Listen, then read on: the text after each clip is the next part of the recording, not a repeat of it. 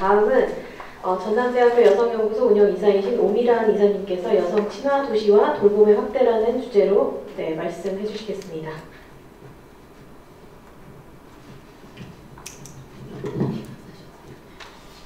제가 앉아서 해도 될까요? 네.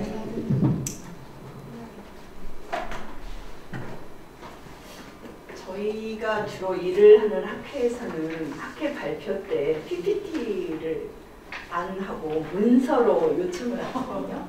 근데 오늘 여기 와보니까 대체나 PPT를 할 수밖에 없겠구나, 여기가 좀 그런 느낌이 들었어요. 근데 김윤희 박사님이 저를 추천을 하셔가지고 어쩔 수 없이 여기에 오게 됐는데, 오늘 오면서도 내가 그 공간 관련한 데 가서 무슨 얘기를 할 수 있지? 나는 사회학, 여성학 이런 쪽 전공인데, 그래서 여러분들이 들으실 때는 조금 색다른 관점일 수도 있는 것 같고요.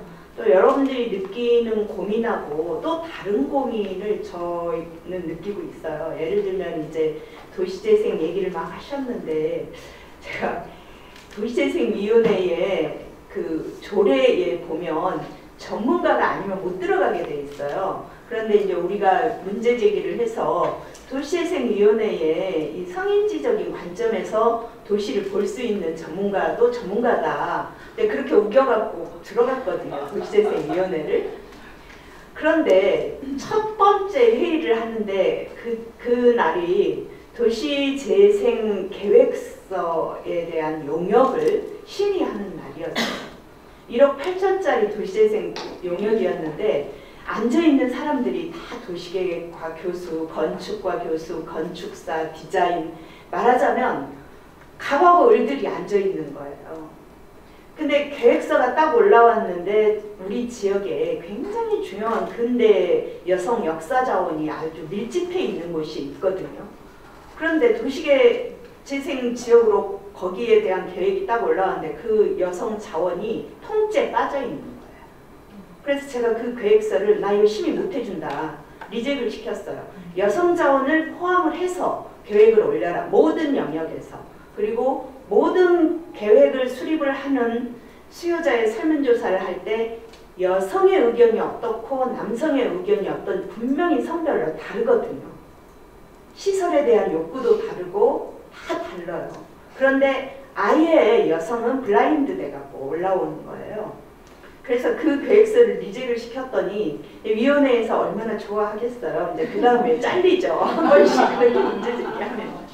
그래서 사실은 아까 선생님은 여성이 많이 참여하자라고 했는데 제대로 된 관점으로 참여하는 게 중요하지 숫자의 문제는 아닌 것 같아요.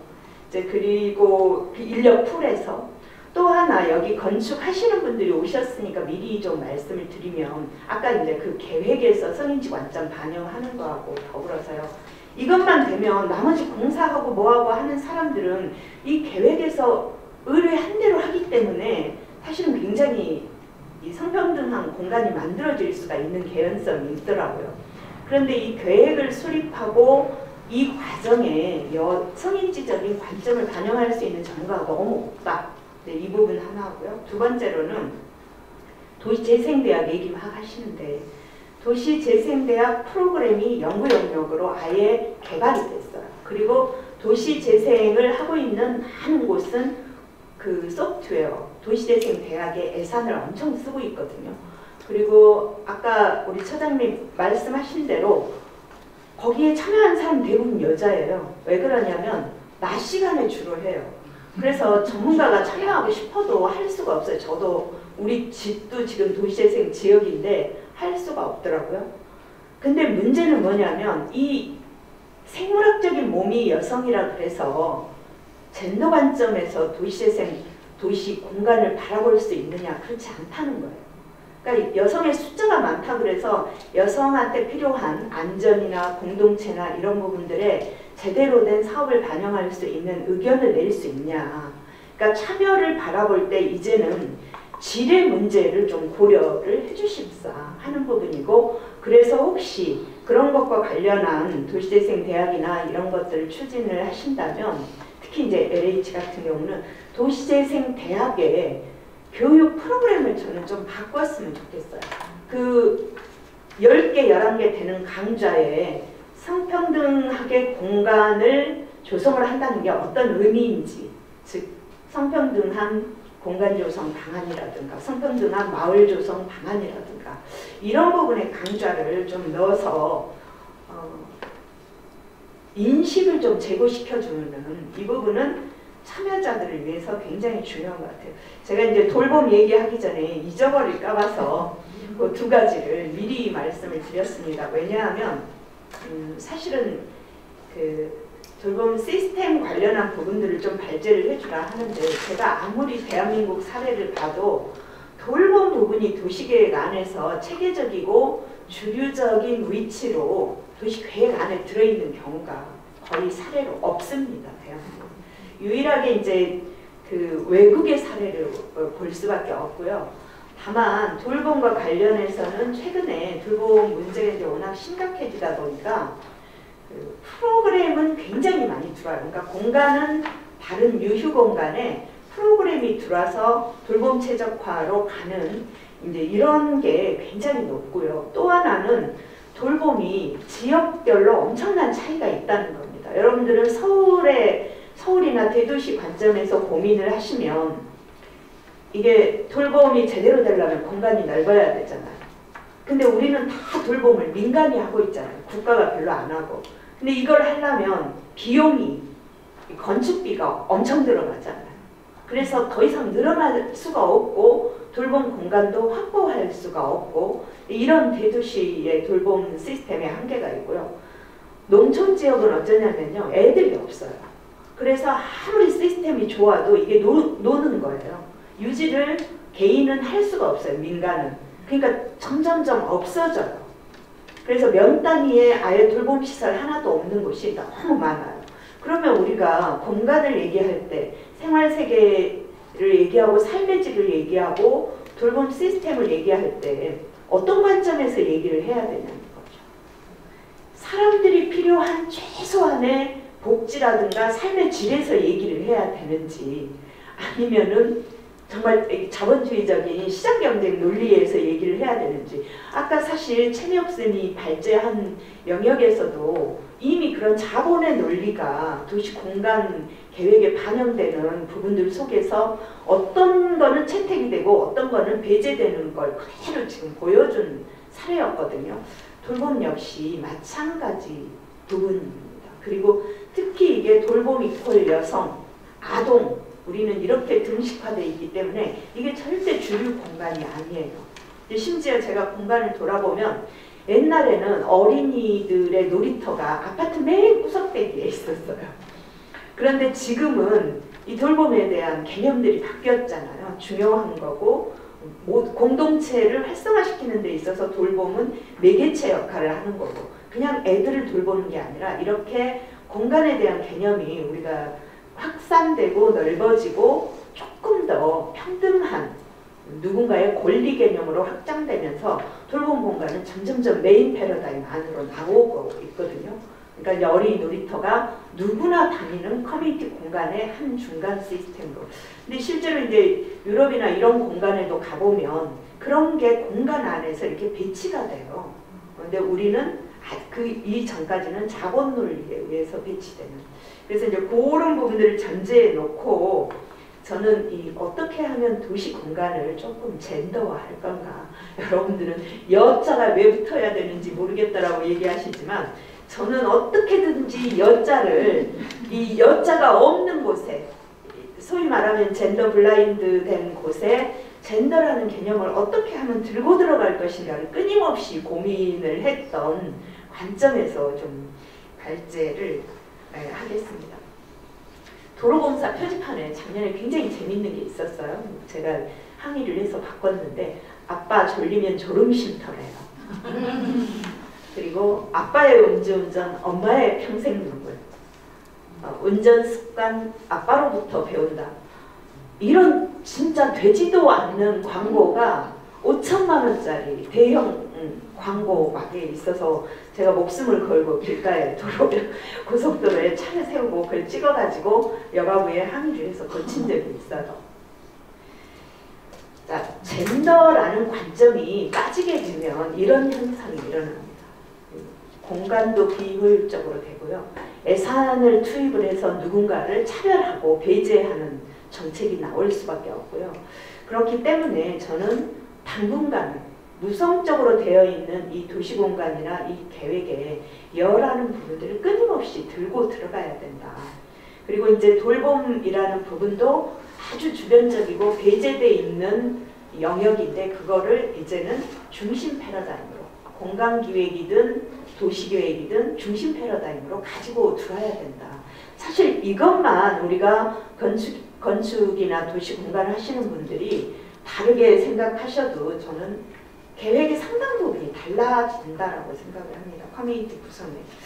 그래서 이제 이 부분의 이론적 근거가 뭔가 하는 부분들을 지금 굉장히 고민을 했어요. 근데 그 페미니스트 지리학에서 도시 정의를 얘기하는 그 이론 개념이 있어요. 여러 가지 뭐 어버니즘 여러 도시계획 이론 중에 이 수잔 페인슈타인이라는 분은 도시 정의 얘기를 해요. 그래서 도시를 만드는데 참여할 권리, 도시를 생산할 권리. 그러니까 우리는 보통 도시 사용권만 딱 고려하거든요. 근데 도시 생산권을 얘기를 하고요. 이 도시 생산권을 얘기하는 부분들이 돌봄에도 그대로 반영이 돼야 됩니다. 그러니까 도시를 생산하는 권리는 여성 다 모든 사람이 있겠지만 우리가 젠더 공간을 얘기할 때는 여성의 참여권을 얘기를 하는데 지금 아동 친화 도시라든가 돌봄을 도시공간 패러다임 안으로 가지고 들어오는 외국 사례들은 아동도 도시를 생산할 권리자에 포함이 돼 있어요. 그러니까 아이들이 어떨 때 안전하게 느끼는지, 어떨 때 굉장히 행복한지, 어떤 공간에서 제일 좀 자기 창의성이 높아지는지 이런 것들을 학교 수업하고 연계해서 얘기하게 해서 그걸 도시공간에 이렇게 반영을 시킵니다. 그리고 아동의 놀이 부분은 우리는 돌봄하면 유아원, 어린이집 이렇게만 생각을 하는데 이 아동의 삶을 클러스터화하는 형태로 돌봄 공간이 지금 굉장히 바뀌고 있습니다. 도시 계획 안에서. 그런데 이제 우리는 그동안 어떻게만 고민을 했냐면 어린이집이 있는지 없는지, 유치원이 있는지 없는지, 방과후 센터가 있는지 없는지 이렇게 굉장히 단위 시설 중심으로 돌봄 시스템을 고민을 했는데 그것만 가지고는 도저히 돌봄이라는 부분들이 해결이 안 되더라는 거죠. 왜냐하면 돌봄은 아이만 공유하는 공간이 아니라 커뮤니티 공간으로 바뀌어야 되고 부모가 아이하고 함께 교류하는 공간으로 바뀌어야 되고 아이를 키우는 부모와 부모 간에 교류하는 이런 공간으로 돌봄이 이제는 아동이라는 단순 대상에서 공동체라는 영역의 한 기능으로 이렇게 바라보는 시각으로 이제 전환은 좀 되고 있는 것 같아요. 근데 그렇게 전환된 것만큼 그러면 도시 공간이나 도시 계획이나 또 이런 시설을 조성할 때 반영이 되느냐. 그거는 굉장히 더디감입니다.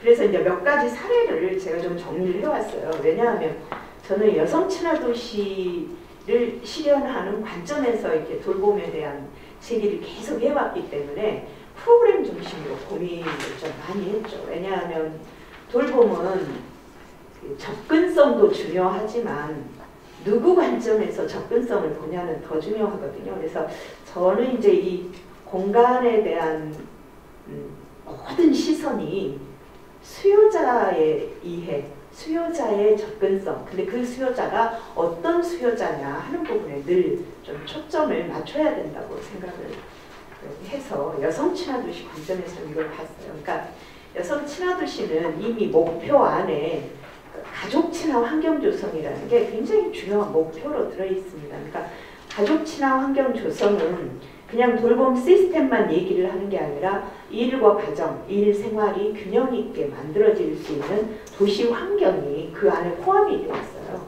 그리고 이제 근본적으로 그걸 해나가는 이유들은 여성의 경제, 사회 활동 영역들을 증진시키는 거고 그걸 하는 핵심적인 이유는 여성이 경제 활동을 하지 않으면 국가가 미래에 성장이 불가능합니다. 사실 우리나라는 지금 여성 경제 활동 50%로는 저는 이제 더 이상 발전 국가가 되기는 어렵다라고 생각을 합니다. 실제로 그 아이 출산율도 여성이 경제활동 참가율이 80% 이상 돼야지 출산율이 늘어나거든요.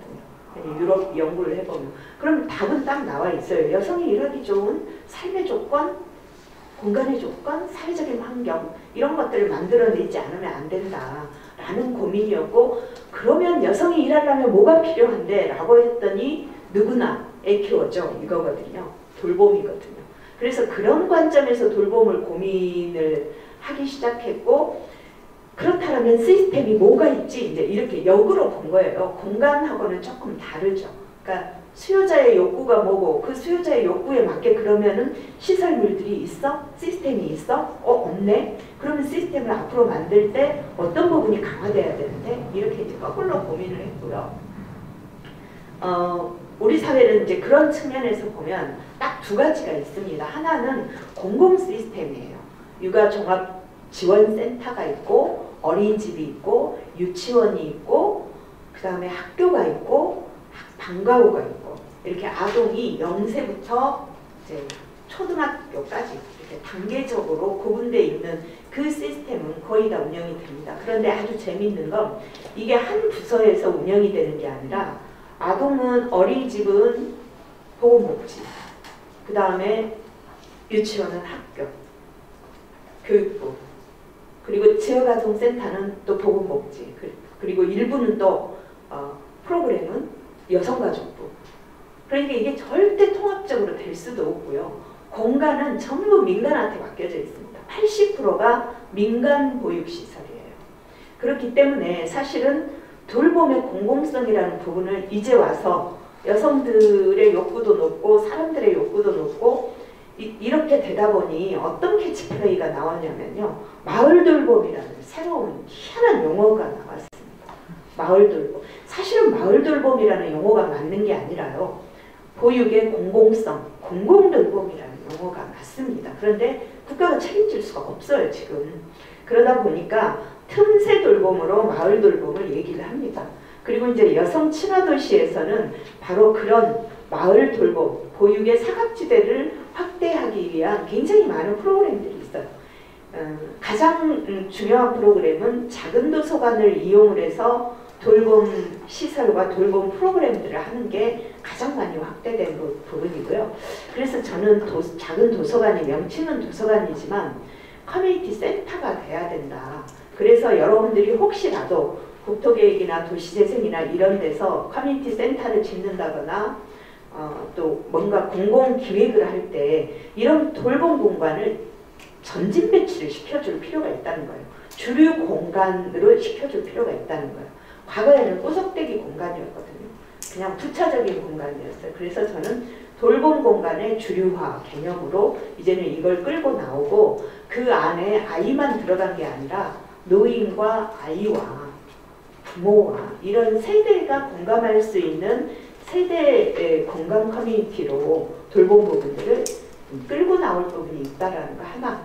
네. 그리고 이제 그 다음에 이제 많이 만들어지는 게 사회적 경제 영역에서, 그러니까 여성의 일자리가 돌봄 부분들을 이렇게 책임지는 형태로 많이 만들어지고 있는 게 최근에 마더센터라는 게 여성 친화 도시 하면서 굉장히 많이 만들어지고 있어요.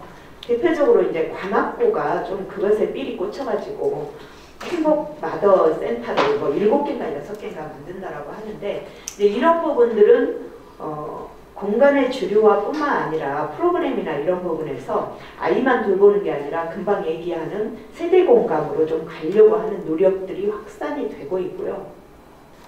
이제 이 부분들을 다 모으는 부분이 저는 이제 공간과 관련해서는 돌봄 클러스터화 부분들의 시범 사업을 저는 좀 했으면 혹시 누군가 도시공간이나 도시계획이나 이런 걸 하신다면 놀이시설과 이런 돌봄시설과 또 이런 프로그램과 아이들 그 문화시설과 이런 부분들이 클러스터화 되게 된다면 동이나 뭐 도시공간, 도시재생 지역이나 특히 이제 그 중심의 도시재생 사업 같은 경우는 그런 것들을 메인 패러다임으로 좀 넣어볼 수 있는 부분이 있지 않는가.